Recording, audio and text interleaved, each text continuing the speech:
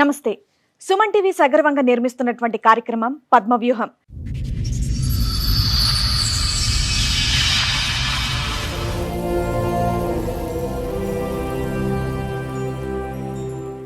మరి ఈ కార్యక్రమాన్ని సమర్పిస్తున్నారు 6JVR జమలాపురం వారి రత్నాంజలి.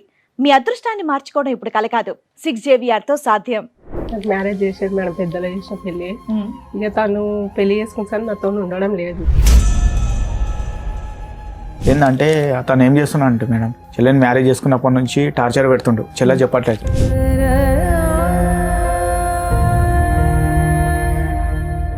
నాకు ఏం లేదు మేడం, ఇప్పుడు అందరు వాళ్ళు బయట పడ్డారు మేడం. నా వల్ల ఫస్ట్ టార్చర్ చేస్తుంది మేడం. మమ్మీ చూసి పెరాలిస్ వచ్చింది, డాడీ స్ట్రోక్ వచ్చి చనిపోయాడు.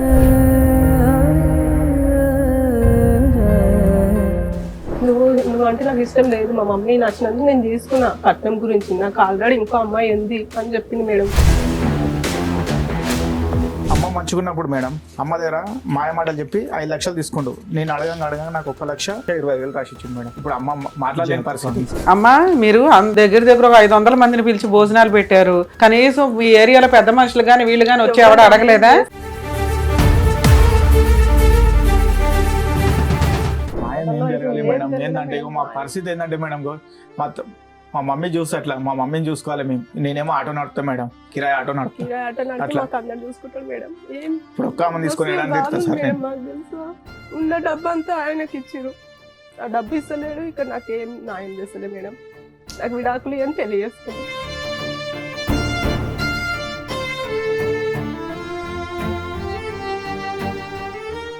ఈ కార్యక్రమంలో మనతో పాటు ఉన్నారు ప్రముఖ హైకోర్టు అడ్వకేట్ రమ్యాకుల గారు. నమస్తే మేడం. నమస్తే. ప్రముఖ సైకియాట్రిస్ట్ డాక్టర్ కళ్యాణ్ చక్రవర్తి గారు. నమస్తే సార్. ప్లీజ్ కూర్చోండి సార్. మేడం, పల్లవి గారు ఒక సమస్యతో ఇక్కడ రావడం జరిగింది. సో ఆవిడ సమస్య ఏంటో అడిగి తెలుసు. నమస్తే అండి. నమస్తే మేడం. ఎక్కడి నుంచి వస్తున్నారు పల్లవి గారు? నేను బడపేట నుంచి వస్తున్నాను మేడం. ఓకే, మీతో పాటు వచ్చిన వాళ్ళు మీ బ్రదర్. మీ పేరు శివ మేడం. శివ గారు, చెప్పండి దేని గురించి వచ్చారు ఇక్కడికి, ఏంటి మీ సమస్య? నాకు మ్యారేజ్ చేసేది మేడం, పెద్దలు చేసిన పెళ్ళి. ఇక తను పెళ్లి చేసుకుంటాను, నాతో ఉండడం లేదు. ఎన్నేళ్ల క్రితం అయింది మీ పెళ్లి? నాకు ఇప్పుడు 4 సంవత్సరాలు. 4 years అవుతుంది. 4 years. October 17, 2022 madam. ఓకే. ఏం చేస్తాడు అతను? అతను ఇంతకుముందు గురుకుల హాస్టల్లో చేస్తున్నా మేడం. అందులోకి మానేశాడు. ఏంటంటే అతను ఏం చేస్తున్నా అంటే మేడం, చెల్లెని మ్యారేజ్ చేసుకున్నప్పటి నుంచి టార్చర్ పెడుతుండు. చెల్లె చెప్పట్లేదు. అంటే డాడీకి కరోనాలో 2 కళ్ళు పోయినాయి మేడం. మా డాడీకి చూపు లేకుండే డాడీకి. అయితే ఏంటంటే మేడం, ఇక మా ప్రొసీజర్ అంతంతనే ఉంది. ఏం చేసిన అంటే మేడం, ఇక సంబంధం ఏంటంటే మా అత్తమ్మ వాళ్ళ త్రోన్ వచ్చింది బాలాపూర్ నుంచి. వాళ్ళ అమ్మమ్మ వాళ్ళు చూశారు. చెల్లికి ఏంటంటే చెల్లి మంచిగా ఉండాలి, మేము బయట ఉన్నా సార్ అన్నట్టు ఇల్లంబి పెళ్లి చేసినాం మేడం. ఇల్లంబి పెళ్లి చేసినాము. ఇప్పుడు అందరు వాళ్ళు బయట పడ్డారు మేడం. నా వల్ల ఫస్ట్ టార్చర్ చేస్తుంది మేడం. మమ్మీ చూసి పెరాలిస్ వచ్చింది, డాడీ స్ట్రోక్ వచ్చి చనిపోయాడు. డాడీ స్ట్రోక్ వచ్చింది మేడం. ఇప్పుడు అందరూ పొద్దున వేసుకొని తిరుగుతారు మేడం. ఎక్కడ పోయినా న్యాయం అయితే లేదు. అంటే పిఎస్కి వెళ్ళినాం మేడం, పెద్ద మనుషులలో మాట్లాడినాం. ఎక్కడ ఏంటి గొడవ ఏంటి? ఇష్టంగానే చేసుకున్నారా? వాడు ఏంటంటే సార్, వాళ్ళు ఏం చేశారంటే మొత్తం గ్లామింగ్ చేశారు. వాళ్ళ అమ్మమ్మ వాళ్ళకి ఇట్లా వేరే అమ్మాయితో లవ్ లో ఉన్నాడు అతను. ఫోర్స్ఫుల్ మ్యారేజ్, కట్నం కోసం పెళ్లి చేస్తారా? కట్నం గురించి పెళ్లి చేసుకుంది మేడం. ఈ ప్రేమ వ్యవహారం అనేది పెళ్లికి ముందే ఉంది ఆల్రెడీ. ఏంటంటే వాళ్ళ అమ్మమ్మ వాళ్ళు ఎలా తెలుసో తెలుసుకోవచ్చా? మాకు ఎలా తెలుసు అంటే సార్, ఇప్పుడు మ్యారేజ్ అయినాక చెల్లెని టార్చర్ పెడుతుండు. టార్చర్ పెట్టి 2-3 సార్లు కొట్టి పంపిస్తే. ఎన్ని రోజులకి పెళ్ళైన వెంటనేనా? పెళ్ళైన నెల నుంచి టార్చర్ మేడం. మీకు పిల్లలు గానీ ప్రెగ్నెన్సీ గానీ? నా దగ్గరకు అసలు రాకపోతుండే మేడం. తను ఇంకా కొడుతుండే. నువ్వు అంటే నాకు ఇష్టం లేదు, మా మమ్మీ నచ్చినందుకు నేను చేసుకున్నా. కట్నం గురించి నాకు ఆల్రెడీ ఇంకో అమ్మాయి ఉంది అని చెప్పింది మేడం. ఇంటికి రాకపోతుండే మేడం, మస్తు టార్చర్ చేస్తుంది మేడం. వాళ్ళ మమ్మీ ఏమంటుండే, నువ్వు బాయ్ కాడ వచ్చినా అడవేమో అనుకో, నేను అత్తయ్య ఫోన్ ఇవ్వవా అమ్మ బాగా చేసేసరికి ఏమొద్దు ఆడేనానో అనుకుంటా, నువ్వు తిని పండుకొచ్చి. పెళ్ళిని ఎన్ని రోజుల తర్వాత చెప్పాడమ్మా నాకు వేరే అమ్మాయి ఉంది అని? నెల రోజులకి. ఫస్ట్ నెల రోజులు బాగున్నారా? పోనీ దగ్గరికి రావడం గానీ? దగ్గర ఏం లేదు మేడం, దూరం. అప్పుడే నువ్వు ఆల్రెడీ వీళ్ళకి చెప్తావు కదా దగ్గరికి రావట్లేదు, ఫస్ట్ నైట్ జరగట్లేదు అని. చెప్పిన మేడం, చెప్పిన ఊట్లా ఇంకా ఆయన నాకు ఇష్టం లేదు, నేను దూరం ఉంటా, ఫస్ట్ నైట్ కి వెళ్ళినా కూడా నేను ఏం చేయాలి అన్నాను. ఏం చేస్తూ ఉంటాడు అతను? ఇప్పుడైతే ఖాళీగానే ఉంటుంది మేడం. అప్పుడు ఏం చేసేవాడు? అప్పుడు గురుకుల హాస్టల్ జాబ్ చేసేది. ఏమైనా కట్నం ఇచ్చారా మీరు? 3 లక్షలు ఇచ్చాం సార్. 3 లక్షలు కట్నం ఇచ్చాం. 8 తులాల బంగారము అన్ని పెట్టించాం సార్. 3 లక్షలకి ఇల్లు అమ్మేశారా మీరు? అంటే 3 లక్షల కంటే మేడం, ఇప్పుడు ఏంటంటే మేడం, మేము ఏం చేసామంటే ఇల్లు అమ్మి అతను కట్నం పెళ్లి గురించనే ఇల్లు అమ్మాం మేడం. ఎంతకి అమ్మారు ఇల్లు? నేను 22 lakhs అమ్మా మేడం ఇల్లు. ఏం చేశారు మిగతా డబ్బులు? ఆయనకు 8 తులాన్నర బంగారం పెట్టాం మేడం. ఆ. 3 లక్షలు కట్నం ఇచ్చాము. ఆ. ఇక మిగతా అన్ని విధాలు అన్ని పెట్టించినాం మేడం. బాసాన్లు అన్ని వాటికి ఎంత ఖర్చు అయింది? మొత్తం కలిపి ఒక 5 లక్షలు 6 లక్షలు. మిగతా డబ్బు అంతా ఏం చేశారు? ఇంత డబ్బు మమ్మీ ఆయన మళ్ళీ మిత్తి నడిపిస్తాని మేడం. మమ్మీ దగ్గర 5 lakhs తీసుకున్నాడు మేడం. గ్రాండ్ గానే చేశారు ఆ, కదా. grand గా చాలా చేశారు. గ్రాండ్ గా చేశారు. బాలాపూర్ లో యాలాలి బాలరెడ్డి గార్డెన్ మేడం. 1,00,000 మేడం కల్ ఫంక్షన్ హాల్ కి మొత్తం పెళ్లి డిన్నర్ ఒకతాన. అయితే వాడు అమ్మ మంచుకున్నప్పుడు మేడం అమ్మ దగ్గర మాయమాటలు చెప్పి 5 లక్షలు తీసుకుండు. నేను అడగంగా నాకు 1,25,000 రాసిచ్చిండు సార్. ఎప్పుడు ఇది పెళ్లికి ముందా? పెళ్లి తర్వాత పెళ్లి తర్వాత 5 లక్షల మమ్మీ దగ్గర అమౌంట్ ఉన్నాయని తెలిసి 5 లక్షలు తీసుకుని నాకు 1,25,000 రాసిచ్చిండు మేడం. ఇప్పుడు అమ్మ మాట్లాడలేని పరిస్థితి. మమ్మీ ఇంకా అమౌంట్ ఆడు ఇంకో అమ్మాయిని చేసుకున్నాడు. ఫోటోస్ తీసుకుంది మేడం. ఇంతవరకు ఆ పైసలు కూడా ఇవ్వట్లేదు. నా వల్ల పైసలు ఆపింది మేడం. ఇంకో అమ్మాయితో మ్యారేజ్ కూడా అయిపోయిందా? చేసుకుని మేడం. ఇంకో బాబు ఇలా పుట్టిండు. ఏదో ఫోటో ఏదో అందులో అవును, ఉందా? ఏదో last ఈ లో. ఫోటో అంటే ఓకే. బంగాళగూడ పిఎస్ లో నాకు ఈ ఫోటో దొరికింది madam. Pavani madam CI madam ఇది ఎప్పుడు చేసుకున్నాడు? ఏ ఇయర్ లో? ఇయర్ అంటే ఇప్పుడు మీ 22 లోనే చేసుకుండు. అంటే ఈ చెల్లె గొడవ అవుతుందా మేడం, ఆ మధ్యలోనే చేసుకుండు. అప్పుడే మధ్యలో అంటే చేసేసి ఆల్రెడీ మేడం. వాళ్ళ అమ్మమ్మ వాళ్ళ రిలేటెడ్స్ అంట మేడం. వాళ్ళు ఏం చేసిరంటే మొత్తం మాకు గ్లామింగ్ చేసిరు మేడం. ఏంటంటే వాళ్ళ అమ్మమ్మకి తెలుసు, వాళ్ళ అందరు మామయ్యకి చేస్తారు తెలుసు, మేడం. వాళ్ళ అమ్మకి తెలుసు. వాళ్ళ అమ్మకి ఎంత వాళ్ళందరూ రజ్జాగా కలిసి దిగి చూడు చేసిరు. మేడం. ఆ అమ్మాయి ఆమె ఎంత అందరు కలిసి చేసింది మేడం. ఇప్పుడు అందరు కలిసి చేసిరు మేడం. అయ్యో. నన్ను ఇట్లా ఇప్పుడు వాళ్ళ చేసేసి మమ్మీకి ఎంత మంచి దిగి చూడండి మేడం ఫోటో. వాళ్ళ మమ్మీ ఇలా దిగారు వాళ్ళ వాళ్ళతో పాటు. మమ్మీ కొత్త కోడలు వచ్చింది, దాన్ని కొట్టి పంపించినాం, దానికి అవసరం లేదు మేము అని చాలా అడ్జస్ట్ మేడం వాళ్ళ మమ్మీ కూడా. అమ్మా మీరు అంత దగ్గర ఒక 500 మందిని పిలిచి భోజనాలు పెట్టారు. కనీసం మీ ఏరియాలో పెద్ద మనుషులు గాని వీళ్ళు గాని వచ్చి ఎవడ అడగలేదా? మేడం. న్యాయం తర్వాత ముందు మేడం, అడుగుతారు కదా ఒక తప్పు పెద్ద- జరిగినప్పుడు. పెద్దవాళ్ళు ఎవరు లేరు మేడం. ఇప్పుడు పెద్దవాళ్ళు నేనే. ఎక్కడ వెళ్ళినా ఏమైతుందంటే ఈ పోరాడు అనుకోని మేడం నేను ఎంత మంది తీసుకెళ్ళినా చూడండి మేడం. ఎంత మంది తీసుకెళ్లి మాట్లాడాను. ఏంది నాకు ఎటువంటి న్యాయం జరగట్లేదు మేడం. 4 ఏళ్ల నుంచి ఇదే జరుగుతుంది. ఇదే మేడం. నేను ఎవరు మన మహిళా సంఘం ఉంటారు కదా మేడం, వాళ్ళని తీసుకెళ్తే దాదాపు నాకు 2 లక్షలు అప్పైనా మేడం. వాళ్ళ అంత మందిని తీసుకెళ్ళిన మేడం. ఎక్కడ పోయినా న్యాయం జరుగుతలే మేడం తెలుసా. మీకు ఏం న్యాయం కావాలనుకుంటున్నారు? ఇప్పుడు మీ నా- అమ్మాయి నా మాకు వస్తే గోల్డ్ సార్ పక్కన ఉంది ఈ మేడం. అమ్మాయి సార్. నాకు ఒక్కటి ఏం ఈ అమ్మాయి అన్ని అక్కడనే వాళ్ళ పెట్టుకున్నాను. మమ్మీకి కాదయ్యా, సార్. మీకున్న పెద్ద మనుషులకి గాని ఎవరికైనా గాని బేసిక్ సెన్స్ ఇక్కడ ఆల్రెడీ దగ్గర 1,20,000 ఒక ప్రామిసర్ నోట్ రాశాడు. నువ్వేదో 5 లక్షలు చెప్తున్నావు గాని. నాకు అది రాసిచ్చింది మేడం. నేను అడిగితే అవును 22 ఆగస్టులో రాసిచ్చాడు. రాసిచ్చాడు. ఈ ఆగస్టుకి అయిపోయింది కదా, ఏం చేస్తున్నారు మీరు కేసు వేసుకోకుండా? అడిగితే మేడం నాకు ఎటువంటి అడగటం ఏదంటే కాదు మేడం, నేను ఒక్కని అయిపోయినా మేడం. 3 years అయిపోయింది ఇప్పుడు. చూడు మేడం, అలా మమ్మీ కేసులో కంప్లైంట్ వాళ్ళ తమ్ముడు అయిపోతే మేడం నడవదని చెప్పాను మ్యారేజ్ మేడం చేసుకున్నాం. సార్. ఎవరు నడవదు అన్నారమ్మా? నీకు నిజంగానే పెళ్లి అయిందిగా, ఫోటోలు ఉన్నాయిగా. ఎవరమ్మా కేసు తీసుకుంది? ఏపీఎస్ వాళ్ళు తీసుకోలేదు చెప్పండి. మేడం అమౌంట్ ఉమెన్ ప్లేస్ కి వెళ్ళాం మేడం సరుణ గారు. అయితే ఏం చేసిండంటే ఆ సిఐ సార్ ఆపిండు. ఎవరు అలీ సార్ అని ఉండే. ఏ సంవత్సరంలో వెళ్ళారు? మేము ఇప్పుడు ఏంటంటే మేడం ఇక గాంగానే మాకు కోలుకోకుండా అయింది మేడం. మా ఫాదర్ చనిపోయాడు, మమ్మీకి పేరాలిసు హాస్పిటల్లో తిరిగి అక్కడిక్కడ నేనే టెన్షన్ అయిపోయి మేడం. ఇంటికి మా ఏంటంటే మాకు రూమ్ ఇల్లు రెంట్కి ఇవ్వట్లేదు మేడం. అట్లా అయిపోయింది మా పరిస్థితి. మా మమ్మీని విషయం బాబు మీ కష్టాలు ఉన్నాయి, ఆ కాదనట్లా. ఇప్పుడు వచ్చి ఎమోషన్ అయిపోయేంత కాదు, 3 సంవత్సరాలు అయిపోయింది. మీ కష్టాలతోటే జరిగిపోయినాయి అన్ని. దానికి కనీసం ఆ ఒక్క కేసు ఫైల్ చేసిన ప్రామిసర్ నోట్ కేసు బతికేది కదా. పెద్ద మనుషుల దగ్గరికి ఇట్లా వెళ్ళాం మేడం. పెద్ద మనుషులు నాకు 8 లక్షలు పేపర్ రాసిచ్చారు మేడం. మాట్లాడినాక వాళ్ళు వెళ్ళి అడిగితే వాళ్ళు ఏమంటారు తెలుసా మేడం, నాకు మేము ఇవ్వాలా? అవునమ్మా, పెద్ద మనుషులు ఎంతవరకు చేయగలరో అంతే చేస్తారు. ఇప్పుడు మేమైనా గానీ మీరు ఇప్పుడు మా దగ్గరికి ఏం ఎక్స్పెక్ట్ చేసి వచ్చారు? ఆయన పిలిపించి ఏదో సెటిల్ చేస్తామని ఓ 10 లక్షలు మీకు రాయించామే అనుకోండి. రాయించడం వరకే. అతను భయపడి కేసులకు భయపడి ఏమన్నా ఇస్తే మీకు ఇస్తాడు, ఇవ్వకపోతే మీరు కేసులు వేసుకోవాలి. వాళ్ళ కౌన్సిలర్ మాట్లాడింది సార్. కౌన్సిలింగ్ ఇచ్చి వెళ్ళిపోయాడు. అసలు నన్ను ఈమె ఎవరో అన్నట్టు ఉంటుండే మేడం తెలుసా. ఇంట్లో అంతా టార్చర్ చేస్తుంది. నువ్వు కుక్కవి మా ఇంట్లో, నువ్వు పని మనిషి. అమ్మ ఎన్ని రోజులు ఉన్నావు నువ్వు ఆయన దగ్గర? 1 రోజుల 2 నెలల? మేడం అట్లా ఓపిక పట్టుకొని సంవత్సరం 2022లో ఇంకో అమ్మాయిని పెళ్లి చేసుకుంటే నువ్వు ఎందుకు ఉంటావు అక్కడ? ఇక మమ్మీ వాళ్ళకి చెప్పుకుని అక్కడనే ఉన్నా మేడం.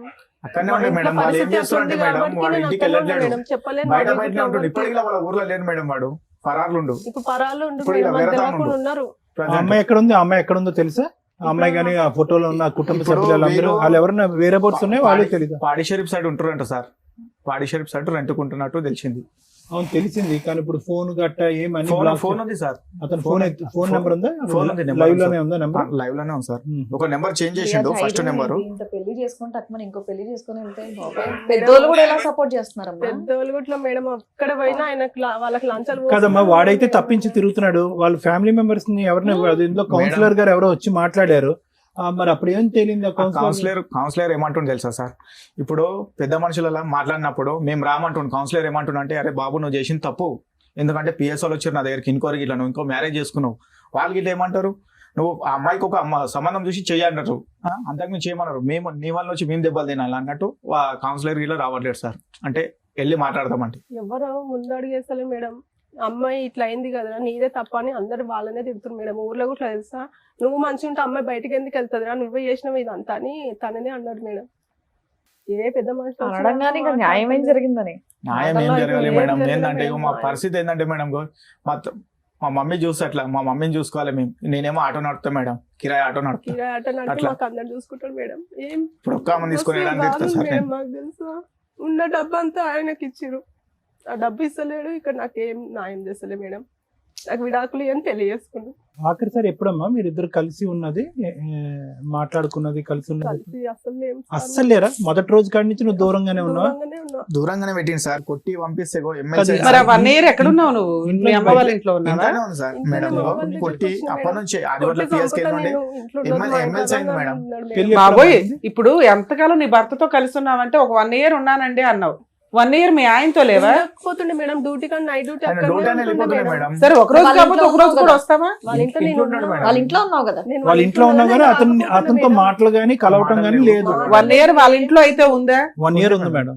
ఉంది. ఇంకోటి ఏంటంటే మేడం, వాడు రాకపోతుండే ఇంటికి. మరి ఎవరుండే వాళ్ళ ఇంట్లో? వాళ్ళ మమ్మీ ఉంటుండే, మరిది ఉంటుండే. కొట్టి ఎట్లా వెళ్ళిపోతుంది అన్నట్టు కొట్టేసి సార్, కొట్టి పంపిస్తే ఎమ్మెల్సీ వాళ్ళ మమ్మీ ఎఫ్ఐఆర్ అయిందా ఏమన్నా? ఎఫ్ఐఆర్ అయింది మేడం. ఏది చూపించండి ఎఫ్ఐఆర్. ఎఫ్ఐఆర్ కాపీ ఉందన్న ఉంది. ఈ ఎమ్మెల్సీ తర్వాత ఉందిగా, క్యాజువాలిటీ ఓపీడీ ఉంది. ఇది ఎప్పుడు 23లో కదా సార్? ఈ ఫ్యామిలీ కౌన్సిలింగ్ వచ్చాడన్నా ఈ సార్. అతను ఏం చేస్తుండంటే, మేము వెళ్ళినప్పుడు రావట్లేడు, ఆ సిఎస్ఆర్ తో కాంటాక్ట్ చేసుకుండు. మేము ఈరోజు వెళ్ళి కూర్చున్నాము, నెక్స్ట్ డే వెళ్ళినాం కూర్చున్నాం, ఆ రోజు రావట్లేడు, సార్ ఇన్ఫర్మేషన్ ఇస్తుండు. మళ్ళీ నెక్స్ట్ డే ఏం చేస్తుండంటే, నెక్స్ట్ డే మేము పోయిన రోజు వస్తుండు, సార్ ఏమంటుండు, వచ్చి నాతో కలిసి వెళ్ళిపోయాడు అంటుండు. అది ఏందో అర్థం కావట్లేదు మేడం. మీరు ఇంకే లాయర్ చేత ఏ కేసులు వేయలేదు? డొమెస్టిక్ వైలెన్స్ కానీ మెయింటెనెన్స్ కానీ అదెందుకు బాబు? ఇప్పుడన్నా వేయాలి కదా మేడం. మాకేం తెలియదు మేడం, ఇప్పటి వరకు మేము పిఎస్ బాబు. ఇక్కడ ఒక టీవీ షో ఉందని తెలిసింది, ఎంత దూరం మీ అమ్మగారు పెరాలసిస్ అని తెలిసిన ఆటోలో పెట్టుకుని తీసుకొచ్చారు. ఏ సింపతి గెయిన్ చేద్దామనో నాకు అర్థం కాల. దానికి ఒక పద్ధతి ఉంటది కదమ్మా. ఇప్పుడు ఆవిడ వచ్చి ఏం చేస్తారు? మీ వైఫ్ వచ్చారు, ఆవిడ వాళ్ళిద్దరు ఇంటి దగ్గర ఉండొచ్చు, మీరు ఏం అడగాలనుకుంటున్నారు అనేది ఇక్కడికి వచ్చి మాట్లాడొచ్చు. అందరి దగ్గరికి పేపర్లు ఇవి అవి వేసుకుని వెళ్తున్నారే తప్ప రిజల్ట్ ఏంటి అనేది ఒక స్టేజ్ లో, రెండో స్టేజ్ లో అర్థమైపోవాలి కదా. 3 years 4 years ఈ రోజులో తెలియకపోవడం ఏంటి సార్? లా అనేది యూట్యూబ్ చూస్తున్నా తెలుస్తుంది. తెలియకేం కాదు, ఊరికే అయిపోవాలి నిమిషాల్లో. కాదు మేడం. ఆల్రెడీ మాకు ఏం చేశారంటే, వాళ్ళు మధ్యలో ఉన్న వాళ్ళు ఏం చేశారంటే మాకు అక్కడనే ఆపారు మేడం. ఇప్పుడు మేము మహిళా సంఘం వాళ్ళతో మాట్లాడడం కదా, మహిళా సంఘాలు ఆపారు, ఒక 2 నెలలు ఆపారు. తర్వాత 2 నెలలు ఇదే. తర్వాత పెద్ద మనుషులు ఆపారు, 2 నెలలు ఆపారు. తర్వాత ఇంకో పెద్ద మనుషులు వెళ్ళారు, 2 నెలలు ఆపారు. పోలీస్ స్టేషన్ కి వెళ్ళారు, 3 నెలలు ఆపారు. ఉమెన్ పిఎస్ కి వెళ్ళారు, 2 నెలలు ఆపారు. మేడం మా ఫాదర్ చనిపోయింది మేడం మధ్యలో, మా మమ్మీ. ఆ తర్వాత సంగతి చెప్తున్నా, ఈ 2 years పంచాయతీ చెప్తున్నా. కౌన్సిలర్ వచ్చారు, 2 నెలలు ఆపారు. తర్వాత ఏంటి? అన్నీ అయిపోయినాయిగా. ఈ టీవీ షోకి రావడానికి ముందు ఆ క్లైమాక్స్ కి మధ్యలో ఏం చేశారు చెప్పండి? మధ్యలో అంటే మేడం కోర్టుకే తిరుగుతున్నాం మేడం. జడ్జి మేడం ఏ కోర్టుకి తిరిగారు? ఏం కేసు? 498 కేసు మీరు తిరగాల్సిన పని లేదు. మీరు అడ్డంగా మోసపోయారు, మాకు అర్థం అవుతుంది. ఆ పెద్ద చీటర్ చేతిలో పడ్డారు. ఆ కుటుంబం అక్కడ అంత సీన్ లేదు, ఇక్కడ మీ దగ్గర అంత సీన్ లేదు. ఏదో ఒకటి జరిగి మీకు 8 లక్షలు ఇవ్వడానికి వాళ్ళ దగ్గర ఏమున్నాయి? వాళ్ళ దగ్గర 8 లక్షలు ఇచ్చారు. మరి మీ ఏరియాలో పెద్ద మనుషులు 1 ఎకరం మీరే వాడుకోండి అని మిమ్మల్ని అనలేదా? ఏం మాట్లాడతలేదు మేడం, మేడం. మేము- ఎందుకు మీకు ఎందుకు న్యాయం చేయట్లేదు? ఇంత ఎవిడెన్స్ ఉన్నాయి. మేడం, మేము ఏంటంటే మా తప్పు ఏంటంటే మేడం, మేము గైక్నార్లో ఉంటుండే ఫస్ట్. అక్కడ నుండి ఇల్లు ఇక్కడ తీసుకున్నాం, బడంపేటలో తీసుకున్నాం. అట్లా మాకేందంటే అక్కడ పెద్ద మనుషులు ఎవరు తెలియదు మేడం, తెలియదు మేడం. మాత్రం ఎవరు రావట్లేరు. అది మాకేందంటే అక్కడ లీడర్ ఇట్లా సపోర్ట్ బేసిక్ ఒక లాయర్ ని పెట్టుకోవచ్చు. ఎవరికి మీ కేసులు మీరు అదొచ్చింది వేసుకున్న మేడం. 3 ఏళ్ళకి వాడే కోర్టు చుట్టూ తిరుగుతానికి వస్తారు. తప్పదు, ఎక్కడికి పారిపోవడం కుదరదు. కోర్టులో కొంచెం లేట్ అవుతుందేమో కానీ న్యాయం జరిగిద్ది, అంతే. జరగాల్సిందే. జరగడానికి ఉన్న ఒకే ఒక్క క్లైమాక్స్ దారి కోర్టు. కనీసం ఫ్రీ సర్వీస్ లో అని మొత్తుకుంటున్నాం మేము. దగ్గర 3 years 4 years నుంచే ప్రతి ఎపిసోడ్ లో చెప్తున్నాం. అడ్వకేట్లు పెట్టుకోలేని వాళ్ళే ఇక్కడికి వస్తున్నారు, మాకు అర్థం అవుతుంది. కానీ సోమవారం ఫ్రీ మేడం అడ్వకేట్లు గవర్నమెంట్ ప్రొవైడ్ చేసిన లీగల్ సెల్ అథారిటీలు, లోక్ అదాలతులు ఇన్నున్నాయి. ఫలానా అడ్రస్ అని క్లియర్ గా చెప్తుంటే కూడా ఇక్కడైతే దొరికేస్తారు కదా అని వస్తున్నారు. ఓకే, అప్పుడు కూడా మేము ఎక్స్ప్లెయిన్ చేస్తున్నాం. మీరు ఏం పోరాటం చేశారని ఏమీ చేయలే. బేసిక్ ఒక్క 498 వేశారు. అక్కడ ఏదో అయిపోవాలంటే ముందు అక్కడ ఉండాలి డబ్బు. అక్కడ ఉన్నా వాడు ఇవ్వట్ల, ఆస్తులు ఉన్నాయి ఇవ్వట్ల. అప్పుడు మనం ఏం చేయాలి? ఒక్క డీబీసీ ఎన్ని కేసుల్లో చెప్తున్నాం, ఆ కేసులు వేసుకొని వసూలు చేసుకోవాలి. అడ్వకేట్లు పెట్టుకోలేము. మీరు పోలీస్ స్టేషన్కి వెళ్ళినప్పుడే నెక్స్ట్ స్టెప్ చెప్తారు. బేసిక్ ఇవి తెలుసుకోవాలి కదా. మీ హక్కులు మీకు తెలియకపోతే ఎట్లా? ఇక్కడ మీ మీద మాకు కోపం కాదు, అరే ఎంత అన్యాయం జరిగినా వీళ్ళకి పోరాటం రాలేదేంటా అని. ఎవరో పోరాడాలా మీకోసం. ఇక్కడ మేము దొరికాం, వచ్చేసారు, అయిపోయాయి. పెద్ద మనుషులు దొరికారు, అయిపోయాయి. ఎవరికన్నా ఏం అవసరం అంతంత టైం స్పెండ్ చేయడానికి? మీ కష్టం కోసం మీరే అరే కొంతకాలం మేము పోరాడాలి, మనకు ఒక లా రూల్స్ రెగ్యులేషన్స్ ఉన్నాయని మీరు అనుకోకపోతే ఎట్లా? వింటే మాకు బాధ చేస్తుంది. మేము ఇప్పుడే వచ్చేసి చేసేస్తామని మాటలు ఇస్తామని అనుకోకండి. ఎందుకంటే మీరు ఏదైనా పోరాటం చేసి అరే ఇది పర్ఫెక్ట్ కేసు, మనం వెళ్ళకపోతే పని అవ్వదు అన్న వాటికి వస్తాం. మీరు బేసిక్ పనులే చేయాలి. అప్పనంగా అయిపోవాలి. మాకు బోడని కష్టాలు ఉన్నాయంటే కష్టాలే ఉంటాయి అందరికీ. కష్టాలు లేనివాడు ఎవడో ఒకళ్ళు చెప్పండి. రమ్య గారికి కష్టాలు లేవు, మేడంకి లేవా, సార్కి లేవా, ఎవరికి రేంజ్లో వాళ్ళకు ఉంటాయి. పోరాడాలి, వెళ్ళాలి. పోనీ ఖర్చు పెట్టుకోం. ఫ్రీ అడ్వకేట్లు ఉన్నారని ఎన్ని చోట్ల చెప్తున్నాం. పోనీ ఇప్పుడు కూడా చెప్తా, అలా అన్నా ప్రయత్నించండి. ఇంకేమైనా ఉందా శివ చెప్పడానికి? ఏం లేదు సార్, అదే ఉంది సార్. ఏం కోరుకుంటున్నారు? మాది ఏం లేదు సార్, మా పెట్టినే ఇచ్చేస్తే సరిపోతుంది. ఎందుకంటే ఆమెకి ఒక చూసి ఇవ్వాలి కదా సార్. మాకేందంటే ఇప్పుడు ఇంట్లో ఇప్పుడు మేము రెంట్కుంటా సార్. నేను ఏంటంటే ఇప్పుడు మా వైఫ్ బాధలన్నీ అర్థమైంది. ఇప్పుడు కష్టాలు బాధలు అన్ని అర్థమైంది. ఆర్థికంగా మోసపోయారు, మానసికంగా చాలా ఎంత చితికిపోయారు. దారుణం. చాలా దారుణాతి దారుణం. మొత్తం డబ్బు క్లియర్ మొత్తం కట్ వాడేసాడు, వాడిని ఏమీ చేయలే మీరు. ఇప్పుడు వాడిని ఇప్పుడు మేడం అనేది ఏంటంటే మీరు ఆ పద్ధతిలో వెళ్ళకపోతే ఎంత టైం గ్యాప్ వస్తుందో మీ కేసు అంత సార్ ఒక పలచబడిపోతుంది. ప్రామిస్ ఉన్నట్టు దొరకడం మామూలు విషయం కదా సార్. పర్ఫెక్ట్ రాశాడు, ఒకే హ్యాండ్ రైటింగ్. తీసుకెళ్ళి అలా కోర్టులో ఇన్ టైమ్ లో కనీసం మీరు జులైలో వచ్చినా దాన్ని బతికిచ్చేదాన్ని. ఇప్పుడు ఎంత టైం ల్యాప్స్ అయిపోయింది సార్. ఎప్పుడు ఆగస్టు 12th ఏదో రాశారు. 3 years అయిపోయింది August 12th 2025. With in 3 years madam? అవును సార్. ఇప్పుడు అది పట్టుకుని తిరుగుతున్నారు అంటే అది ల్యాప్స్ అయిందని మీకు తెలుసా? అది టైం ల్యాప్స్ అయిందని, దానికి 3 సంవత్సరాల వ్యాలిడిటీ ఉంటుందని తెలుసా మీకు? అది కూడా తెలియదు. వీళ్ళకి అన్ని తెలుసు సార్. అడ్వకేట్ పెట్టుకోలేక ఏ అడ్వకేట్ దగ్గరికి వెళ్ళాలా వీళ్ళని. అంటే ఏంటి ఖర్చు అవుతుందనా? అడ్వకేట్ల ద్వారా ఖర్చు పెట్టుకోలేదు. అవుతుంది. Financial weak ఆల్రెడీ అయిపోయారు అప్పు అయిపోయినా నేను. ఫైనాన్షియల్ వీక్ అయిపోయారు. అమ్మకు మెడికల్ గా అవుతుంది. అమ్మ నువ్వేం పని చేయవా? ఖాళీలో ఉన్నా మేడం. ఏమమ్మా ఖాళీగా ఏదో అవార్డు ఫంక్షన్ లాగా చెప్తున్నావు. బాగానే ఉన్నావుగా, పని చదువుకున్నావా? చేయలేవా? చదువుకోలేదు, ఏదో ఒకటి చేసుకోవచ్చు కదమ్మా. ఖాళీ హైదరాబాద్ చదువుకోకపోతే లాంటి సిటీ చదువుకోలేని బోర్డు పనులు బోల్డ్ ఉంటాయి పనులు వాళ్ళకి. వీళ్ళకి ఆ అబ్బాయికి లీగల్ దెబ్బ తప్ప భయమే లేదు. ఎందుకంటే వీళ్ళ బ్యాక్గ్రౌండే స్ట్రాంగ్ గా లేదు. ఏమైనా వీళ్ళ ఇస్తానని fighting ఒప్పుకుంటున్నాడా strong శివ? లేదు. ఎక్కడో ఒప్పుకుంటున్నాడు, ఏదో ఇస్తాను ఇది సార్ అని. ఒప్పుకొని వాడు పేపర్ ఇలా రాశాడు. ఏదో ఆ పేపర్ ఏదో వాడు ఒప్పుకుని రాసిన పేపర్.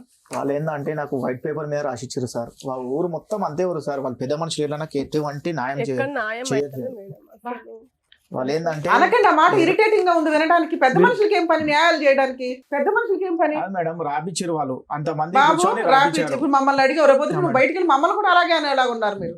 సరే ఇది రాసినప్పుడు తర్వాత ఇప్పుడు ఇది రాశాడు తర్వాత ఏమైంది? ఫాలో అప్ లోకి వెళ్ళారా మీరు? వెళ్ళాం సార్. వెళ్తే పెద్ద మనుషులు అలా పిలిస్తే రావట్లేడు ఇక. అంటే అక్కడ నుంచి ఇక ఇల్లు కాల్ చేసేసి వేరే సైడ్ రెంట్కున్నాను. సార్ మీరు చెప్పిన ప్రతి మాట నిజం, మేము నమ్ముతున్నాం, మాకు తెలుస్తుంది. కానీ పెద్ద మనుషుల దగ్గరికి వెళ్ళాం న్యాయం జరగలేదు, టీవీ షోకి వెళ్ళాం న్యాయం జరగలేదు, పోలీస్ స్టేషన్కి వెళ్ళాం న్యాయం జరగలేదు. ఇవన్నీ మీరు కొన్ని చెప్పుకోవడానికి న్యాయాలు ఉపయోగపడుతుంది. టైం ప్రకారం జరుగుతాయి, పర్ఫెక్ట్ వేలో వెళ్తే జరుగుతాయి. పిచ్చి వేలోనే ట్రై చేసేసారు మేడం. పిఎస్ నుంచి కానిస్టేబుల్ ఇచ్చి పంపించారు మేడం. ఇంటికి ఇట్లా లాక్కుంది, ఫోటో ఇలా తీసుకొని వచ్చాం మేడం. అంతకంటే అంటే పోలీసులు ఏంటంటే ఏం వాళ్ళు- చేస్తారు మీకంటే దాన్ని బట్టి పోలీసులు మాక్సిమం చేశారు. మీది జిడ్డు కేసు కింద లెక్క. ఆహా. జిడ్డు కేసుకి మీరు ఫస్ట్ చేయాల్సిన పని ఏంటో తెలుసా? రియలైజ్ అవ్వాలి. ఓహో మనం మోసపోయాం. ఈ రోజున సైబర్ క్రైమ్ లో ఉత్తిని మోసపోతున్నారు జనాలు. ఆ మోసాల్లో మనం ఒకళ్ళం. ఓకే, ఒక ఆడపిల్ల సొమ్ము తిన్నవాడు ఎవడో బాగుపడ్డు. అందులోనే ఆడపిల్లని మోసం చేశాడు. దీనికి మనం స్ట్రాంగ్ అవ్వాలి అంటే మనకున్న కష్టాలకి ఆల్రెడీ మీ అమ్మగారు పెరాలసిస్, ఆవిడ మెడికల్ అవుతాయి, మీ భార్యాభర్తలు పోషించుకోవడానికే సరిపోతుంది. ఈ అమ్మగారికి తిండి పెట్టుడే ఎక్కువ నా దృష్టిలో అయితే. ఎందుకంటే నేనేమి చెయ్యను మేడం అనే అమ్మాయిలు అంటే నాకు చాలా కోపం. కాళ్ళు చేతులు లేనోళ్ళు, కళ్ళు లేనోళ్ళు కూడా ఏదో పని చేసుకుని బతకాల్సిన పొజిషన్లో మనం ఉన్నాం ఈ సమాజంలో. ఎందుకంటే 1,00,000 రూపాయలు వచ్చినా చాలా, వాళ్ళ రేంజ్లో వాళ్ళకి ఆ ఖర్చులు ఉంటాయి. నువ్వు ఒక్కడివే ఆటో తోలుతూ ఇంతమందిని పోషిస్తున్నావంటే అరే నేను ఏదో ఒకటి చేయాలి కదా అన్న కోసం కనీసం అమ్మాయి అనుకోవాలిగా. ఏంటి బేదేడుపులు ఏడుస్తున్నారు? ఆ అమ్మాయిని బయటకు పంపించి మీరు ఉద్యోగం చేయించలేకపోయారు, పని చేయించలేకపోయారు. ఏంటి మీ పౌరుషం అంటే నాకు ఒక దానికి రీజన్ చెప్పండి. మేము సర్వీస్ చేయాలా లేదా ఆలోచిస్తాం. ఆ పేపర్ పనికి వస్తుంది, నన్ను లీగల్ కదా ఏం పనికిరాని పేపర్. అంటే మమ్మీ డాడీ ఉన్నప్పుడు ఇట్లా ఏమో ఇక్కడ పంపించలేదు మేడం. ఇప్పుడు ఏంటంటే ఇప్పుడు ఈ పరిస్థితులు ఉంటే ఏమన్నా నిందలు వేస్తారు అన్నట్టు. ఏమి నిందలు వేస్తారు సార్? ఏ సమాజంలో ఉన్నారు మీరు? ఏ సమాజంలో ఉన్నారు? ఆడపిల్ల బయటికి వెళ్ళి జాబ్ చేస్తే నిందలేస్తారా? క్యారెక్టర్ ఎప్పుడు జనాలు అబ్జర్వ్ చేస్తూనే ఉంటారు. ఎవరి పని ఆడు చేసుకెళ్తుంటే కుక్కల మరుగే వాటి గురించి పట్టించుకోవసరలా. ఒకటి ఏ అమ్మాయి అన్నా కరెక్ట్గా ఉంటే మరీ పొడిసి అంత హీనమైన సమాజంలో ఎవరు లేవు. అలా అయితే ఎన్ని సంవత్సరాలు దాచుకుంటాం? 6 లక్షలు 8 లక్షల కోసం ఎన్ని సంవత్సరాలు దాచుకుంటాం? సరే 8 లక్షలు వస్తే ఏం చేస్తావు? 8 లక్షలతో ఆవిడ సరిపోతే జీవితకాలం బతికేయడానికి. మళ్ళీ ఇంకోటి ఏమన్నా తీసుకొచ్చి అంటగడతారు. ఇంతేగా ఆ అమ్మాయికి ఒక కుటుంబం కావాలో, భర్త కావాలో, పిల్లలు కావాలి. ఇంతేగా మీ దృష్టిలో? అది నాకు నచ్చదు. మీ కేసు నేను ఎందుకు ఎమోషన్ రీచ్ అవ్వట్లేదంటే అరే వీళ్ళకి ఎన్ని కష్టాలు ఉన్నాయి, మారాలనే అనుకోవట్లా. ఛాన్స్ ఉంది, స్టామినా ఉంది. ఈ మ్యారేజ్ ఏంటంటే మొదటి రోజు నుంచి ఇది 1 వే ట్రాఫిక్. ఏదైతే కనుక అనాలిసిస్ ఆర్ ఇన్వెస్టిగేషన్ పెళ్లికి ముందు జరగాలో అది బహుశా ఏంటంటే అంత క్లోజ్డ్ సీక్రెట్ ఏమీ కాదు. ఆ వ్యక్తి ఏంటి, వ్యక్తిత్వం ఏంటి, ఇంత బహిరంగంగా ఒక అమ్మాయితో ఫోటోలు తీసుకున్నటువంటి వాడు ఆ ఊరు వాడు ఆ చుట్టుపక్కల ఇరుగు పొరుగులు ఏమన్నా లవ్ స్టోరీ నడిచిందంటే కనుక ఖచ్చితంగా చెప్తారు. ఎంత బహిరంగంగా ఉందో చూడండి. అది ఫోటోలు కానీ ఇవి కానీ ఆ పెళ్లి కానీ చాలా ఆడావిడంతా మామూలుగానే ఉంది. కుటుంబ సమేతంగా అమ్మాయిని దగ్గరుండి పెళ్లి చేశారు. అంతా చాలా కథ నడిచింది. ఇటు వచ్చి ఏంటంటే కనుక వాడిని ఊరికనే ఒక మగాడిని అలా వదిలిపోయకూడదు, వాడిని మార్కెట్లో పెట్టాలి, మార్కెట్లో పెట్టి వాడు ఎంఆర్పి ఎంతో కనుక్కోవాలి. సో ఆ ఎంఆర్పి ప్రకారం మీరు 3 లక్షలు ఇచ్చారు, ఘనంగా పెళ్లి చేశారు, ఒక ఇంటోడు అయ్యాడు. వాడు ఏమనుకున్నాడంటే వచ్చిన కాడి నుంచి మిమ్మల్ని తోలుబొమ్మలు అట్లాగా ఇంట్లో ఒక మనిషిలాగా పెట్టి ఉద్యోగం సద్యోగం అనుకుంటూ ఊరు వాడ తిరుగుతూ వేరే సెటప్ పెట్టుకుని అక్కడ కాపురం చేశాడు. ఆ 1 year పాటు కేవలం వాడు 1 year పాటు చేసింది ఏంటంటే కేవలం నీకేంటంటే ఇమోషనల్ గా విరిగిపోయేటట్టు చేశాడు. దొరికినట్టు అందనట్టు బయట ఉంటూ ఏంటి అసలు మొగుడు అనేవాడు ఉన్నాడా, ఒంట్లో ఉన్నాడా అంటే ద ప్లాన్. నేను అనేది ఏంటంటే ఈ విధంగా వచ్చేటటువంటి వాళ్ళకి ముందు నుంచి clear cut plan of action ఉంటుంది. ఈ ప్లాన్ లో కేవలం వాడు ఒక్కడే భాగస్వామి కాదు, మొత్తం కుటుంబ సభ్యులు అందరూ భాగస్వామి. ఎందుకంటే కనుక అరే సమాజం గురించో కట్నం గురించో మనం పెళ్ళి అయితే చేస్తాము, తర్వాత నువ్వు ఆడుకుంటావో పాడుకుంటావో నీ ఇష్టం, ఆ అమ్మాయిని ఉంచుకుంటావో పంపిస్తావు నీ ఇష్టం అని చెప్పి. ఇక్కడ చూసారా ఏమైందో?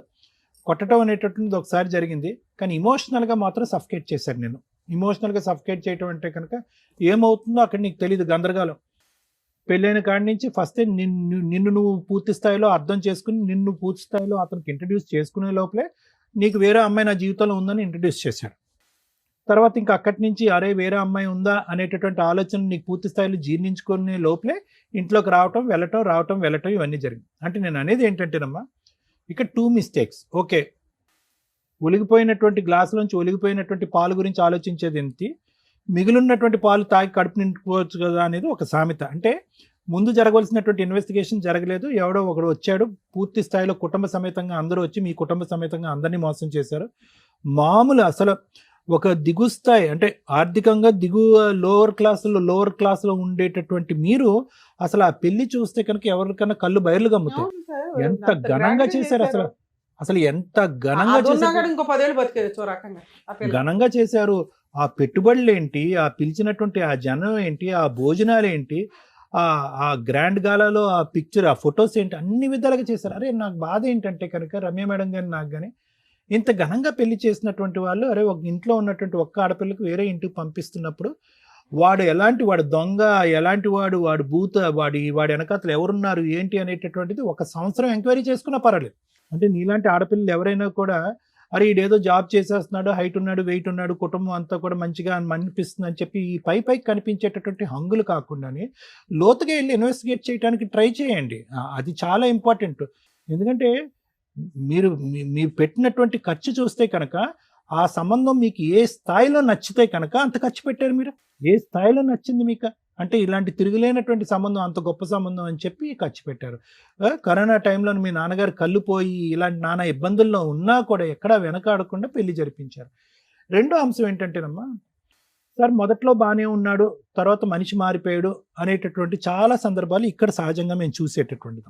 ఇక్కడ డే 1 నుంచే ఒక మారు మనిషిని మీరు చూశారు.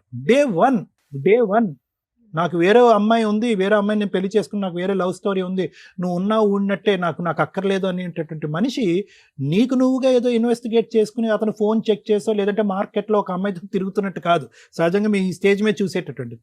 అతనికి ఓన్గా వచ్చి నీకు డిక్లేర్ చేశాడు.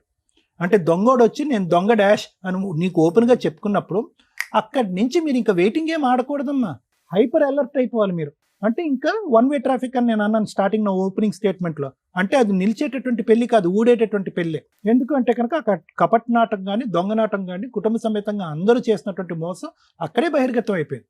అక్కడ మొదలైనటువంటి కథ ఎక్కడ వేసిన గొంగలు అక్కడే ఉంది ఇప్పటికీ కూడా.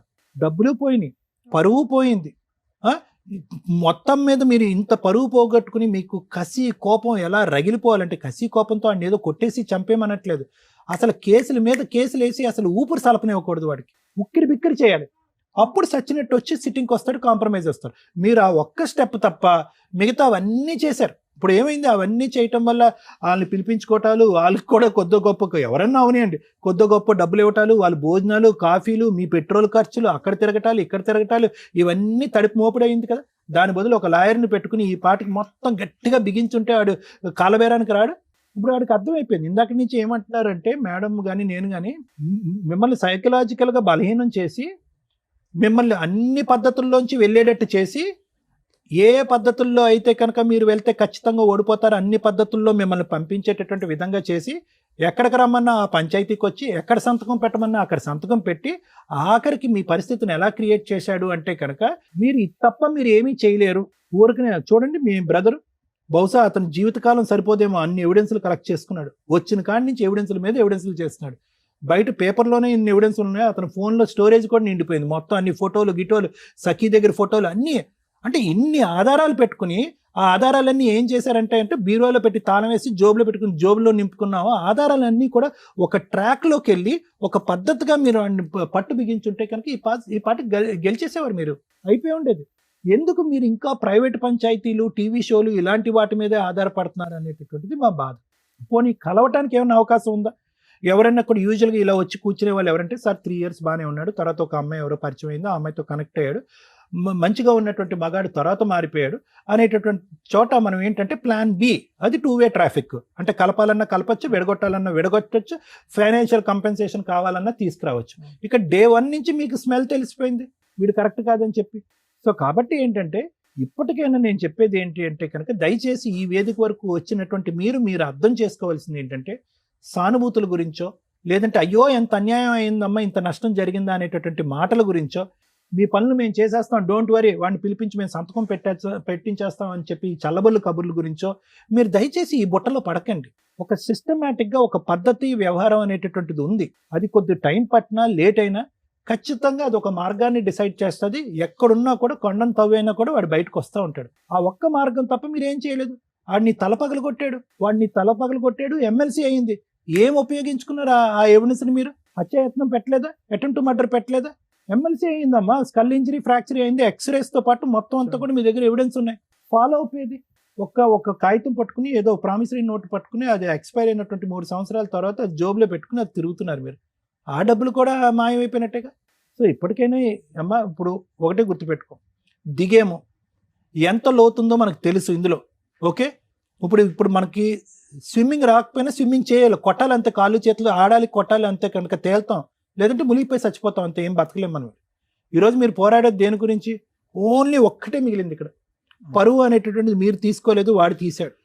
ఘనంగా మీరు చేసినటువంటి పెళ్లి వల్ల మీరేమీ నష్టపోలేదు, మీరు తలదించుకోవాల్సినటువంటి అవసరం లేదు. ఈ రోజు మీరందరూ కలిపి ఒంటి చేతి మీద ఇతను మొత్తం కుటుంబాన్ని నడిపిస్తున్నాడు. అది మామూలు పరిస్థితి కాదు, పెద్ద వయసు కూడా ఉండదు ఈ అబ్బాయికి ఫస్ట్ మీరు ఇవ్వాల్సిన అందరూ కదా, పద నేను ముందు పద, ఇలాగ ఈ పంచాయతీలు ఇవన్నీ వద్దు, నేను దమ్ము ధైర్యంగా నేను ఉంటాను, నా కాలం మీద నేను నిలబడతాను, పెళ్ళి ఉంటేనే జీవితం, పెళ్ళి లేకపోతే వేస్ట్, వ్యర్థం అనేది కాదు, నా కాలం మీద నిలబడి నేను ఉద్యోగం, నేను చేదోడు వాడ్డాడుగా ఏదో ఎంతో కొంత సంపాదిస్తాను, నువ్వు మనోధైర్యంతో ఉన్నా అన్న, మనం ఫైట్ చేద్దామని చెప్పి అతనికి ధైర్యాన్ని ఇవ్వండి మీరు ఫస్ట్.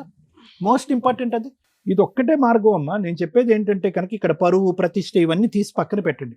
ఫైనాన్షియల్ కంపెన్సేషన్ గురించే మీరు ఈరోజు ఇక్కడ కూర్చున్నారు. దానికి ఉన్నటువంటి ఏకైక దారి లాయర్ మేడం చెప్పినట్టుగా లీగల్ అప్రోచ్, దాన్ని నమ్ముకోండి. మిగతా అన్ని తీసి పక్కన పెట్టండి. సుడో ప్రామిసెస్, ఫాల్స్ ప్రామిసెస్ మేము చేసేస్తామని ఎవరన్నా పెద్ద మనుషులు కూర్చుంటే కనుక ఎవరిని కూర్చోనివ్వద్దు. ఎందుకంటే అందరినీ కూడా టోపీ వేయగలిగేటటువంటి సమర్థుడు మీ సోకాల్డ్ భర్త. Thank you. సార్ మీ ఇంట్లో ఎవరెవరు ఉంటారు సార్? నేను, మా వైఫ్ మేడం, మమ్మీ, సిస్టర్. మీకు ఎంతమంది పిల్లలు? పిల్లలు లేరు మేడం. 5 years అవుతుంది మ్యారేజ్. మీ వైఫ్ ఏమైనా జాబ్ చేస్తారా? బ్యూటిషియన్ చేస్తుంది. ఆవిడ చేయొచ్చా జాబ్? బ్యూటిషియన్ చేస్తుంది మేడం. అదే అదే, పని ఆవిడ చేయొచ్చు. చేయొచ్చు కానీ మీ సిస్టర్ చేయకూడదు అని అంటున్నా. మీ సిస్టర్ చేయకూడదు అట్లా ఏం లేదు మేడం. కాకుండా అంటే ఇప్పుడు ఎంత అయ్యింది సార్. మీ మళ్ళా. వైఫ్ బ్యూటిషియన్ వర్క్ చేస్తుందంటే ఆ సరౌండింగ్స్ లోనే ఆవిడ అండర్లోనో ఆవిడ పక్కనో తను చేసే చోట మీ సిస్టర్ ని కూడా పంపించవచ్చు. అంటే 1 month ఎందుకంటే ఒక కన్న తల్లిలాగా రక్షణగా మీ వైఫ్ ఉంది. నిజంగా అమ్మాయిని అప్రిషియేట్ చేయాలి సార్. పెరాలసిస్ అత్తగారు, భర్త వదిలేసిన పాప మా అమ్మాయి తప్పేమీ లేదు, అయినా కూడా ఇలా ఒక ఆడపడుచుని ఎంటర్టైన్ చేస్తూ మీ ఇద్దరు కష్టార్జితంతో నలుగురిని పోషించుకుంటే వెళ్తున్నారు చూసారా. మీకు ఓకే బ్రదర్గా మీకు ఓకే, మంచి మంచి బ్రదర్. ఈ మధ్య బ్రదర్స్ అంత ఎమోషన్ కనిపించట్లే. మీ వైఫ్కి హ్యాట్సాప్ చెప్పాలి. ఎవరు సార్ ఈ రోజుల్లో ఏ వదినండి బాబు ఎట్ట కూర్చోబెట్టి వంట ఇప్పుడు చేయగలిగితే ఇంట్లో ఏమైనా శుభ్రం చేసి వంట చేస్తుందేమో, అంతకు మించి ఇది అస్సలు నాకు నచ్చలేదు సార్. ప్లీజ్ నా రిక్వెస్ట్, మీ వైఫ్తోనే పంపిస్తారు. ఆడపిల్ల సంపాదించాలి, అవసరం వచ్చిన రోజు. ఆ అమ్మాయికి అవసరం వచ్చింది, 3 ఏళ్ళు కూర్చోబెట్టేశారు. సంపాదించి కాపురాలు నాశనం చేసుకోమని నేను చెప్పట్లా. ఎందుకు చదివించారు? ఇంటికి సంబంధించి అన్ని బాధ్యతలు టాలెంట్గా చేసుకొని వెళ్తుందని. అవసరం వచ్చిన రోజు ఫైనాన్షియల్ సపోర్ట్, తనని తాను పోషించుకోగలిగిద్దని. ఓకే. ఈరోజు తనని తాను పోషించుకునే పొజిషన్లో లేదు. మీ వైఫ్ కరెక్ట్గా లేకపోతే ఏడబోయేది? మీరు గుండెలు బాదుకొని కూడా అరే మా అమ్మకి మా చెల్లికి నేను ఏదైనా చేద్దాం అనుకున్నా చేయలేకపోతున్నానని చేతులు కట్టుకోవాలి, లేదా మీ వైఫ్ని వదిలేసి ఇక్కడికి రావాలి. మీకు జీవితం ఉండదుగా అప్పుడు, అవునా?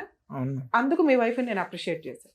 మీ ముగ్గురు జీవితాలు మీ వైఫ్ మీద ఆధారపడి ఇక్కడికి కూడా వేస్ట్ అయినబ్బా రావడం అని అనుకోకండి. ఎందుకంటే ఇప్పటిదాకా మీ చిప్లో ఏం చేయాలనే దానికి ఫాస్ట్గా అయిపోవాలి, ఫాస్ట్ ఫార్వర్డ్లు అయిపోవాలి, పెద్ద మనుషుల దగ్గరికి వెళ్తే అయిపోద్ది, పోలీస్ స్టేషన్, ఇవన్నీ చేశారు చూసారా. ఎవరికైనా నేను అదే చెప్తాను సార్, కోర్టు వద్దు.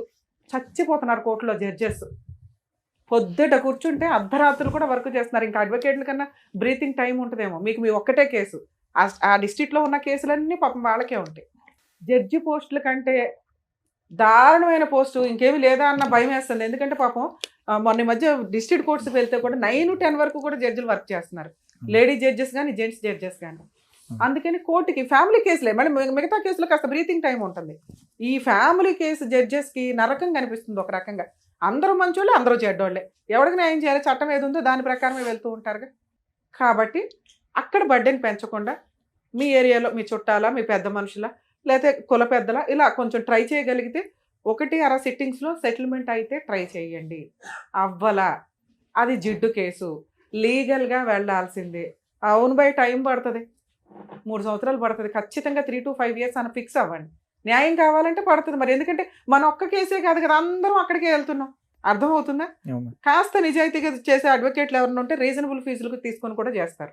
మీకు అదే తెలియలే. ఎక్కడికి వెళ్తే ఎలాంటి న్యాయం జరిగిద్దో మీకు తెలియకపోవడం అనేది ఇప్పటిదాకా జరిగింది. ఈరోజు అది తెలియచేస్తాం. మీరు కరెక్ట్ డెసిషన్ తీసుకోవడానికి, ఆలోచన విధానం మార్చుకోవడానికి ఈ స్టేజ్ మీకు పర్ఫెక్ట్గా ఉపయోగపడుతుందని నా ఉద్దేశం. గ్రాండ్గా పెళ్ళిళ్ళు చేస్తున్నారా?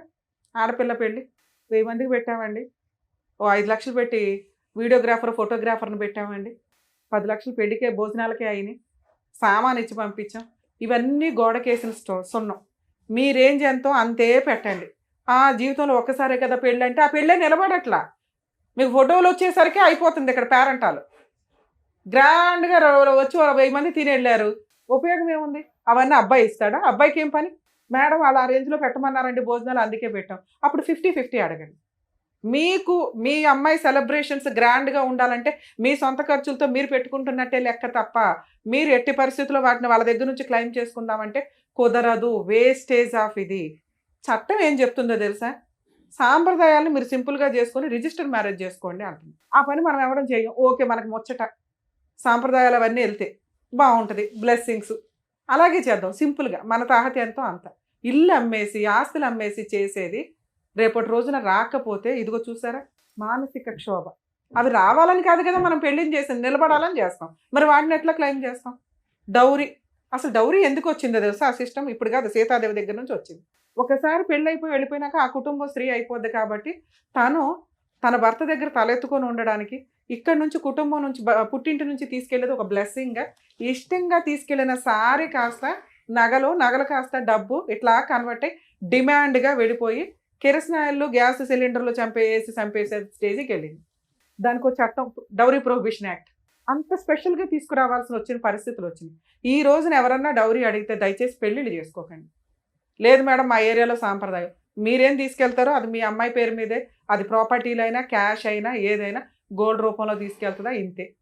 అలాగే శాలరీస్ ఒకటి చాలా డిస్ప్యూట్ నడుస్తున్నాయి ఈ మధ్య. ముందే మాట్లాడుకుంటే అమ్మాయి శాలరీ ఏం చేయాలి, తన అకౌంట్లో పెట్టుకుంటుందా, వాళ్ళ పుట్టింటికి పంపిస్తుందా, ఇద్దరు కలిపా. అమ్మాయి శాలరీ వచ్చి అమ్మాయి పక్కన పడుకొని ఓ ఇద్దరు పిల్లల్ని కానీ ఇట్లా ఉండవు. అమ్మాయి సంపాదిస్తుందంటే ఈక్వల్గానే మాట్లాడుతుంది, నచ్చితేనే అలాంటి అమ్మాయిని పెళ్లి చేసుకోండి. ఇంకా మీ కేసు విషయానికి వస్తే సార్, పెద్ద మనుషులు చేయలేదు అనకండి, ఎందుకంటే పెద్ద మనుషుల దగ్గర 1-2 సార్లు మనం వెళ్ళాలి, చాలా ఖర్చులు అవుతాయి. అడ్వకేట్ కంటే ఎక్కువ ఖర్చులు అవుతాయి, మీకు ఆ సంగతి తెలుసు, ఫేస్ చేశారు. కాకపోతే మీ కోరిక ఏంటంటే ఫాస్ట్గా అయిపోద్దేమో, కోర్టుల చుట్టూ వెళ్తే టైం వేస్ట్ అన్న ఒక ఉద్దేశంతో మీరు మేబీ ఈ డెసిషన్ తీసుకొని ఉంటారు, కరెక్టే. కానీ 1-2 సార్లకి ఫెయిల్ అయింది. ఏ పెద్ద మనిషి అయినా, ఏ లాయర్ అయినా, ఏ కోర్టు అయినా ఆర్డర్స్ ఇవ్వగలదు తప్ప గుంజి తీసుకురాలేదు. అలా ఇవ్వలేనప్పుడు ఏం చేస్తారు, జైలుకి పంపిస్తారు. జైలుకి వెళ్ళటం అనే ఒక భయం ఉంది చూసారా, దాంతోటే సెటిల్మెంట్లు అవుతాయి. 1. 2, ఆస్తులు ఉంటే వారసత్వపు ఆస్తులు కానీ వాళ్ళ పేరు మీద ఆస్తులు కానీ, అరే నువ్వు ఇవ్వ మాకు, నువ్వు జైలుకు పో, నీ ఆస్తిని నేను క్లెయిమ్ చేసి ఆ పిల్లకి ఇప్పిస్తా అని అంత డెసిషన్ తీసుకోగలిగే కెపాసిటీ ఉన్నది కోర్టుకు మాత్రమే. ఇతను పెద్ద మనుషుల దగ్గర ఒక వైట్ పేపర్లో రాసిచ్చాడు క్లియర్గా 8 లక్షలు ఫుల్ అండ్ ఫైనల్ సెటిల్మెంట్ అని. దీనికి ₹1 పెరిగిద్దే తప్ప ఇప్పుడు తగ్గదు. ఓకే, ఆ రోజుల్లో 8 లక్షలు ఆ రోజే ఇచ్చుంటే మీరు ఎక్కడైనా ఇన్వెస్ట్మెంట్ పెడితే అది ఇప్పుడు 15 లక్షలు 20 లక్షలు అయ్యేది. ఆ రోజు అతను ఇవ్వలేదుగా. ఇందాక మిమ్మల్ని ఎందుకు అడిగానంటే అంత కెపాసిటీ అతనికి ఉందా లేదా అని. ఉంటేనే రాసి ఉంటాడు, లేదు ఆస్తులు ఉందన్నారు, ఆస్తులు అటాచ్మెంట్ చేసుకోవచ్చు. మరి ఇప్పుడు రమ్య గారు మాట్లాడేసి ఏమైనా చేయగలరా అంటే, ఇప్పుడు రమ్య గారు సారు మేము మాట్లాడితే ఎలా ఉంటుందంటే, పొల్లయ్య మాట్లాడాడు, ఎల్లయ్య మాట్లాడాడు, వెంకయ్య మాట్లాడాడు, ఇప్పుడు రమ్య గారు మాట్లాడారు, యూజే ఉంది. కానీ మీ స్టేజ్కి అది సెట్ కాదు. ఇప్పుడు మేము మాట్లాడడం వల్ల ఈ 5 లిస్టులో 6వ వాళ్ళం కింద మేము యాడ్ అవుతాం. మీరు ఆ గోబు ఎట్లా పగలగొట్టాలంటే లీగల్గానే కరెక్టే, మీరు అడ్వకేట్ని పెట్టుకోలేరు. పోలీస్ స్టేషన్ కేసు మీకు చాలా స్ట్రాంగ్గా రాశారు, ఈచ్ సెక్షన్స్ అయిపోయినాయి పర్ఫెక్ట్గా. ఆ అమ్మాయికి కొట్టినవి కానీ ఎమ్మెల్సీ రిపోర్ట్స్ని బేస్ చేసుకొని డౌరీకి సంబంధించి, మెంటల్ ఫిజికల్ హెరాస్మెంట్కి సంబంధించి అన్ని సెక్షన్స్ పెట్టారు. అంటే మీ పోరాటం బాగుందో లేకపోతే మాలాగా వాళ్ళు నమ్మారు, నిజమే కాబట్టి పోలీసులకి తెలుస్తుంది. కానీ ఎంత చేయగలరో అంతే చేయగలరు, మిగతాది మనం చేసుకుంటూ వెళ్ళాలి. పెద్ద మనుషులు వద్దు, ఇంకెవరు వద్దు, అయిపోయింది. వాళ్ళందరూ అలవాటు అయిపోయారు అతనికి.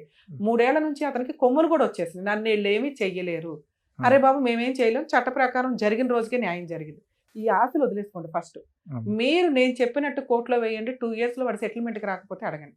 అదేంటి మేడం మీరు ఫోన్ చేస్తే అయిపోద్ది కదా అంటే అవ్వదు. ఎందుకంటే ఇదే ఫస్ట్ అనుకోండి, సెకండ్ అనుకోండి మేము మాట్లాడితే అరే బాబు తర్వాత లీగాలిటీ ఉందనే భయం.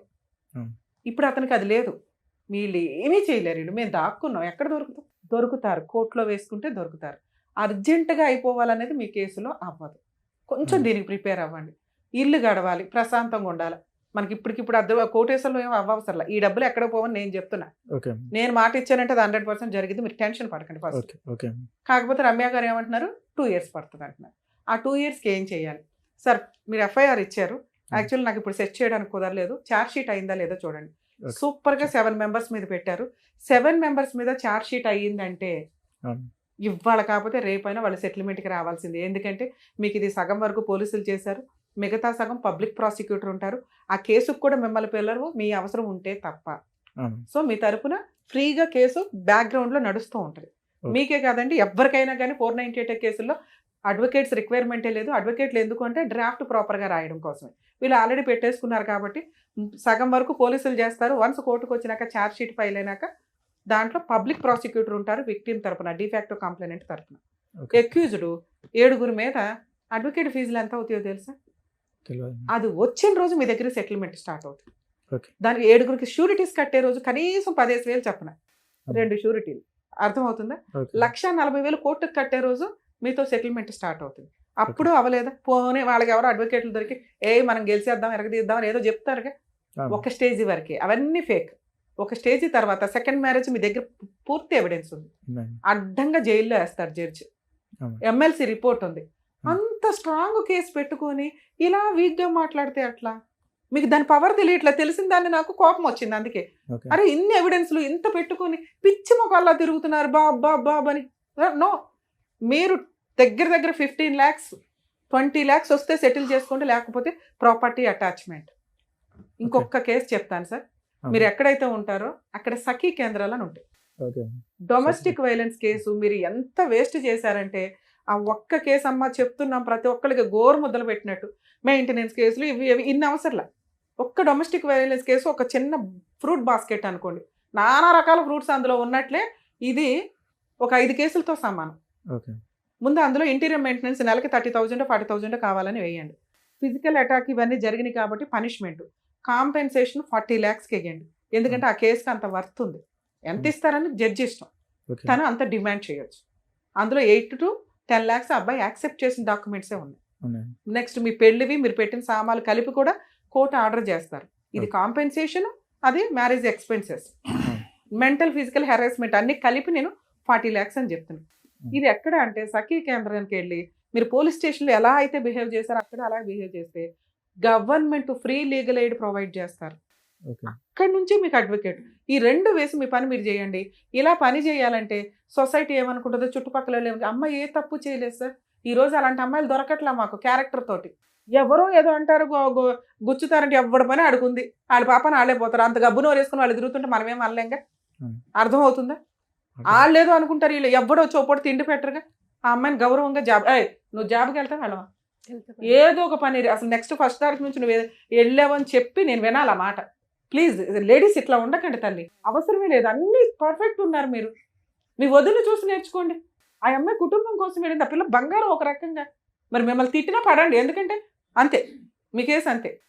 మీరు జాబ్కి వెళ్ళండి, మీకు తగ్గ మంచి వ్యక్తి రాసి పెట్టే ఉంటుంది ఎక్కడో అక్కడ. కానీ వీడంతా తేల్చండి ఫస్ట్, ఇది నా కోరిక. ఇక సఖీ కేంద్రం మీరు ఎక్కడ ఉంటారో చెప్తే ఆ అడ్రస్ నేను చెప్తాను. అంటే ఎక్కడికి వస్తుంది? సిటీ సివిల్ బాలాపూర్ పక్కన. అయ్యో బాబు, మీకు సరూర్ నగర్ ఉమెన్ పోలీస్ స్టేషన్కి వెళ్ళి ఉంటారుగా, వాళ్ళని అడిగితే కూడా చెప్తారు సఖీ కేంద్రం. దాంట్లో సఖీ కేంద్రం ఫోటో ఉంది కదయ్యా, సార్ నేను సఖీ అని ఫోటో తీసే సఖీ కేంద్రం కనుక్కుంటాను అంటున్నా. ఒకవేళ వెళ్తేనా ఒకసారి ప్లీజ్ వెళ్ళండి. నేను ఇప్పుడు చెప్పినట్టు అక్కడ ఇది 498 ఈ పేపర్స్ మీ దగ్గర ఉన్న ఎవిడెన్స్ అంతా ఒక సెట్ పెట్టుకోండి. అన్ని కేసులకి కావాలి. సో ఆ కేసుతో కూడా మ్యారేజ్ ఫొటోస్, వెడ్డింగ్ కార్డు, అమ్మాయికి సంబంధించింది, ఈ FIR కాపీలు, ఇక్కడే కంప్లైంట్లో చెప్పారు అవి చెప్తూ ఇందాక నేను చెప్పిన డిమాండ్స్ అడగండి. ఫ్రీ అడ్వకేట్ని అడగండి. 100% ప్రొసీడింగ్స్ ప్రకారం మీకు 100% 15 lakhs అనే సెటిల్మెంట్ అవుతుంది. ఇప్పుడు నేను చెప్పిన వేలో మీరు ఫైట్ చేస్తే మీ ఫైటింగ్ మీరు చేయండి. ఇన్ కేసు ఒక 1.5 yearకి ఏదైనా తేడా వస్తుంది, షో నడుస్తూనే ఉంటుంది మీ అందరి కోసం. ఓకేనండి. Sir madam thank you so much. మరి ఇంత గ్రాండ్ గా పెళ్లి చేసిన తర్వాత మరి ఇంతలా మోసం చేస్తారనేది నేను నిజంగా చూడడానికి వినడానికి చాలా షాకింగ్ గా ఉంది. అలాంటి వాళ్ళకి ఎలాంటి పనిష్మెంట్ ఇస్తే బాగుంటుంది అండ్ వీళ్ళకి ఎలా న్యాయం జరిగితే బాగుంటుందో చెప్పినందుకు థ్యాంక్ యూ సో మచ్. మరో కథతో మళ్ళీ కలుద్దాం.